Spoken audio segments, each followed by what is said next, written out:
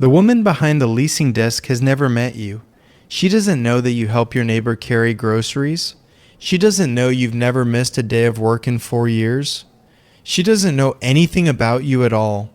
She types your social security number into a gray screen, waits 3 seconds, and watches a number come back. And her face changes. Not dramatically, just a small tightening around the mouth. A breath she doesn't quite take. And in that half second, before she says a single word, a complete stranger has decided exactly who you are.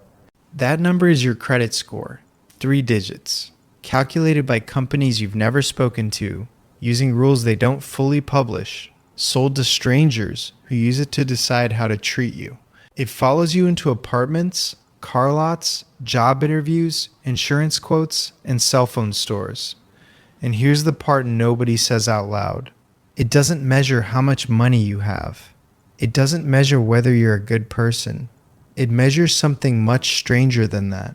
Climb it with me, rung by rung. Watch what the strangers see.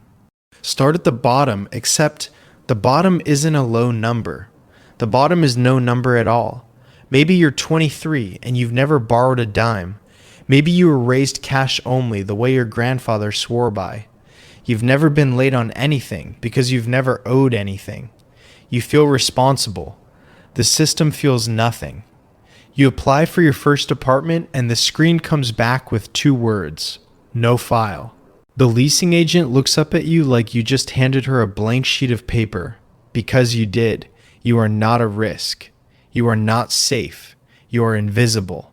So everything requires a deposit. The electric company wants $200 just to turn the lights on. The phone carrier wants $400 to sell you a plan they give other people for free.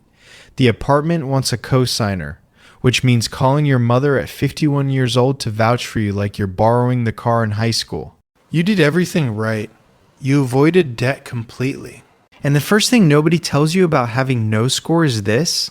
The system doesn't reward you for never borrowing. It punishes you for never being watched. Now climb 1 rung. Except this rung is below where you started. 540. Maybe it was the medical bill that went to collections while you were still in the sling. Maybe it was the credit card at 19. Maybe it was 3 bad months that ended 2 years ago. Doesn't matter. The number doesn't carry the story. Only the damage. You walk onto a used car lot and the salesman is friendly right up until the finance office. Then the manager comes out with a folder and a different voice. Softer. Slower. The voice people use when they're about to be generous with something that isn't generous at all. 24% interest on a 9-year-old sedan with 110,000 miles. You do the math on the hood of the car. By the end of the loan, you will have paid for this car twice. The manager watches you do the math and doesn't flinch because he already knows you'll sign. Where else are you going to go? At 540, everything in your life has a surcharge. The deposit is bigger. The rate is higher. The approval comes with an asterisk, not cruelty, just pricing. The first rule at 540, the less the number trusts you, the more everyone charges you for the privilege of being doubted. You climb, slowly. The way this number only ever moves in one direction fast, and it's not up.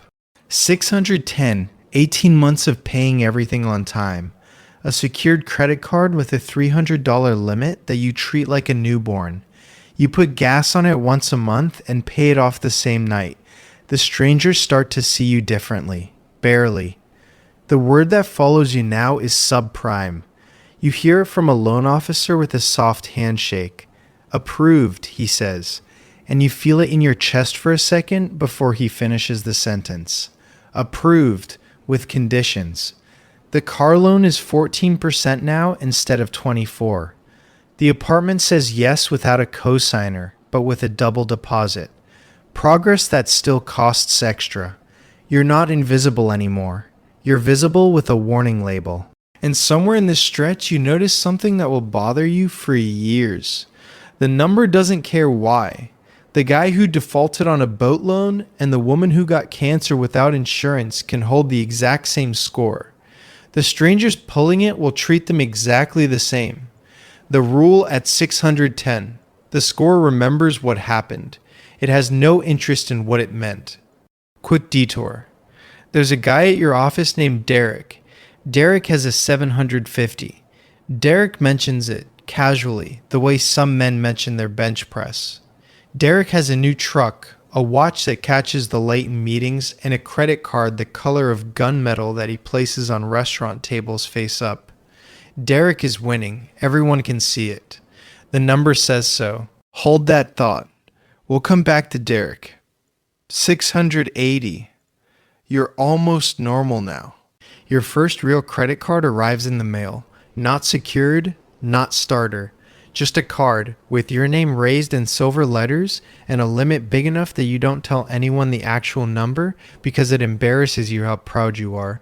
The approvals stop coming with conditions. The deposits start shrinking. The strangers behind the desk stop making the face. But this is the rung where you learn about the cliff. You sit across from a mortgage officer, and she slides a piece of paper across the desk with 2 columns. Your rate at 680. The rate at 740. The difference looks small, less than 1%. Then she shows you what that difference costs over 30 years, and the number is $51,000. $51,000 for 60 points? Not for being richer? Not for earning more? For having a slightly better number attached to your name in a database in another state. You stare at that paper longer than you mean to. The rule at 680. The score doesn't just describe your life. It prices it. Quietly. In amounts you only see if someone puts both columns on the same page. 720. And here's what nobody prepares you for. Nothing happens. No confetti. No letter. No moment. Things just quietly stop being hard, and it takes you months to notice. The apartment application comes back approved before you finish your coffee. The car loan is 6%, and the finance manager doesn't even do the folder routine. He just slides the paper over like your colleagues. The insurance company drops your premium and doesn't explain why, and you don't ask, because you already know. In most states, they've been running your credit the entire time. Your driving never changed. Your number did. You call the electric company in a new city and they don't ask for a deposit. You wait for it. It doesn't come. You hang up and sit there for a second, quietly furious on behalf of the person you were 6 years ago, standing at that same counter with $200 in cash. Not joy exactly, just friction disappearing. The rule is 720. You never feel a good credit score. You only feel a bad one. Good credit is the absence of a weight you carried so long you forgot it was there. 780, and now the strangest thing of all starts happening. The mail changes. Banks you've never met start writing to you. Pre-approved, exclusive offer, 0% for 21 months. The same institutions that wanted a $400 deposit from you at 540 are now paying postage to beg. A private banker calls you by your first name. A card arrives with an annual fee bigger than your first apartment's rent, and the letter presents this like a gift. You are the same person. You help the same neighbor with the same groceries. But the number next to your name says you are predictable, and predictable is the most valuable thing you can be to a stranger with money to lend. And here's the joke the whole system tells with a straight face. They offer you the most when you need it the least. At 540, when $1,000 would have changed your month, nobody would touch you. At 780, when you don't need a dime, they line up outside the door. The rule at 780, credit isn't offered to people who need money. It's offered to people who don't, now. Back to Derek. Derek of the 750. Derek of the truck and the watch and the gunmetal card, face up on the table. Here's what the number doesn't show, and what Derek's face doesn't either. The truck payment is $900 a month. The watch went on the card. The card is at 90% of its limit, and Derek has been making minimum payments for a year, sliding balances from one card to another like a man moving water between buckets with a hole in each one. His score is 750 because the score is a photograph, and Derek has gotten very good at smiling for the camera. Pay the minimum, on time, every time, and the number holds. For a while. Then 1 month the water doesn't fit in the buckets. One minimum payment lands 3 days late. His utilization ticks past the invisible line. 31 points, gone in one statement cycle.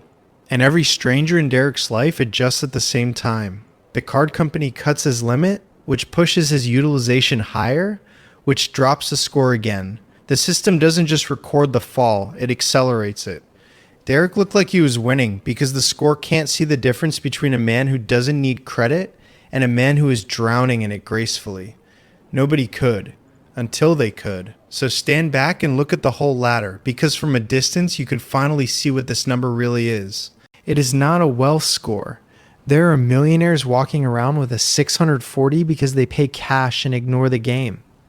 There are people 2 paychecks from disaster carrying an 800 because they've never once missed a minimum. It is not a character score. It cannot tell the cancer patient from the boat guy. It doesn't want to. What it measures is one thing: how reliably you can be lent to at a profit, how predictable you are, how obediently you feed the machine, on schedule, month after month, year after year. That's what the strangers are reading when they pull your number, not your story, not your worth, your usefulness. So you're back at the leasing desk. Same office, same gray screen, same woman who has still never met you, who still doesn't know about the groceries or the 4 years without a sick day. She types the number, waits 3 seconds, and this time her face doesn't change at all. She just smiles and reaches for the folder with the keys in it because the 3 digits that came back told her you're one of the good ones. You are exactly the same person you were at the beginning of this story. The strangers just got told a different rumor about you. That's what your credit score tells strangers. Not who you are, not what you have. Just whether you can be trusted to be profitable and how much extra to charge you if the answer is no. The number was never about you. It was always about them.